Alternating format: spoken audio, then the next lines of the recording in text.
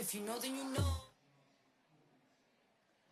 Thanks very much. And how great it is to be back at MadFest this year. I've got James Cahill, our head of creative, with me today. Hello. And yeah, we're really excited to talk to you this afternoon.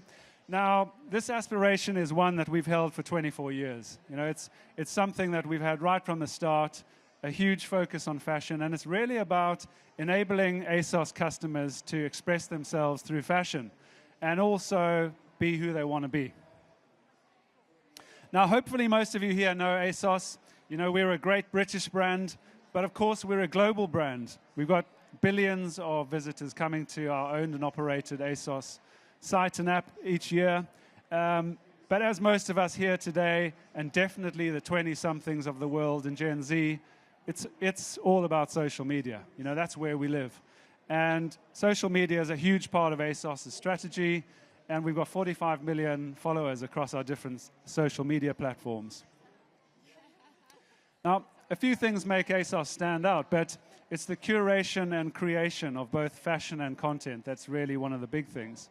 And we bring this fashion to 238 countries globally, although from a retail media perspective, we really are focused on our biggest markets, the US, UK, Germany, and France. Now, coming out of the pandemic, we've had a couple of kind of tricky years as retail, full stop. Fashion retail as well has been kind of in an interesting place. And as ASOS, if we're honest, we really had to kind of connect with this new generation of fashion-loving 20-somethings. Most of us here have grown up with ASOS. We're well aware of the brand, well aware of the offering and the positioning. But, you know, connecting with these younger audiences is something that many companies have had to kind of really get back to the roots on. And we've had to really look at increasing our brand marketing and our investment in brand as opposed to just low-funnel sales-driving activity over the past 5 or 6 years. So for the past year or so, we've really kind of turned inwardly. We've had a look at, let's get back to our core focus, which is all about fashion. It's about being a fashion destination, really looking at newness and what's hot, and being a destination for style. Now, in addition to that, customers are very demanding. It's not just about coming to ASOS to buy clothes. It's also about being inspired, you know, reinvigorating ideas and giving them inspiration. So it's that shot of fashion entertainment that we're looking at creating on a daily basis for our customers. And look out for some of the new brand campaigns later in the year. These are some images from our earlier campaigns over the past year, and we're investing even further to expand our social media campaigns featuring influencers right the way through from micro-influencers to mid-range and some bigger names to be a lot more kind of broadly across the media mix in the coming year. Now, brands are a key focus for ASOS. We curate hundreds of brands on the site, and we are lucky enough to work with some of the big global leading brands. And we work across 3 main categories: sportswear, fashion, and face and body. And like I said, some of the things that make us stand out are the creation and the curation. The creation component is one of the things that we are fortunate to be able to do at ASOS, where we actually create our own fashion as well. ASOS owns 13 brands, including Collusion, of course, the ASOS suite of brands, and brands like Topshop and Topman and Miss Selfridge. So really kind of well-loved UK and global brands. And putting those brands together, along with our own fashion, we really kind of focus on bringing it together in an easy-to-buy way for our customers. And we curate and create this fashion along the adoption curve of fashion and trend. So we're very focused on making sure that we cater to those more daring, innovative individuals on the left, to the early adopters of fashion, right the way through when that feeds through into the majority. And equally, we do that for our menswear as well, where you can see here we've got a fairly small representation of a very broad range of different tastes and styles and fashion sense on ASOS, but it gives you a bit of an idea of the kinds of looks that we put together, which makes it easy for our customers to come and buy the entire outfit in one go, or just pick out the apparel or shoes or accessories, whatever they feel like. when we work with our brands, there are a couple of key things that we focus on. So first of all, brands like coming to ASOS because we help them reach a fairly difficult-to-reach fashion-focused audience. And of course, that's in the kind of 20-something age range. Secondly, brands definitely show up on ASOS in a much different way than you'd see them on their own sites. And if you look at the Adidas example here, you've got a great standout pair of shorts, and you just wouldn't see that styled with a Topshop blouse. And in this case, the model's actually wearing a pair of biker boots. So we're giving a kind of inspiration to customers on suggestions on how to wear different standout items mixed in with fashion. The sportswear brands love it. And with Nike over here, you wouldn't see a Miss Selfridge bra being positioned with some Topshop jeans and a pair of Nike trainers. So they show up in a very fashion-focused way on ASOS, and it gives them a kind of that fashion lens that we're talking about. I don't know about any of you, but if you were watching England on Sunday evening, a fairly, I was going to say thrilling performance, but that's definitely a push. We're hoping the best football is ahead of England in the coming weeks. But if you were in the pubs, I don't know about you, but I certainly didn't see anyone dressed head to toe in football kit. You know, we have got a summer of sport this year, and here we are giving people kind of ideas on how to wear the football kit alongside other fashion. I mean, ironically, I used to work with a guy who insisted on being dressed head to toe whenever England had an international, but he was a special guy and definitely a story for another day. But that's not how most people are wearing it. They want to see how to look cool and relaxed while still supporting their favorite teams.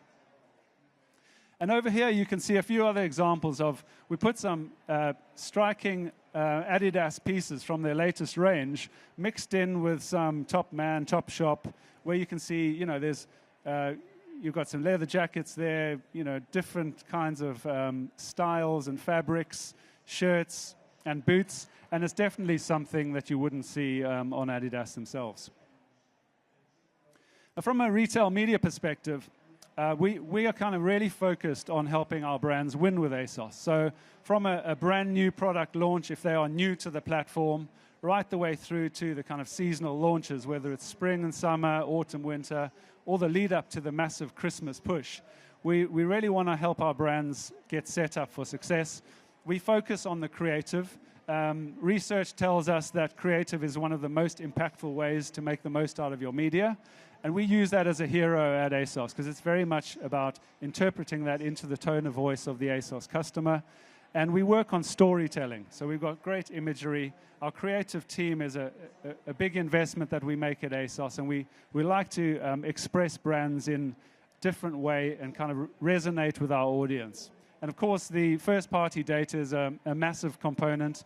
So we can bring that lovely creative that we put together and make sure that we deliver the creative in the most relevant way to the customers who it resonates best with, and of course, where it's suitable in their customer journey.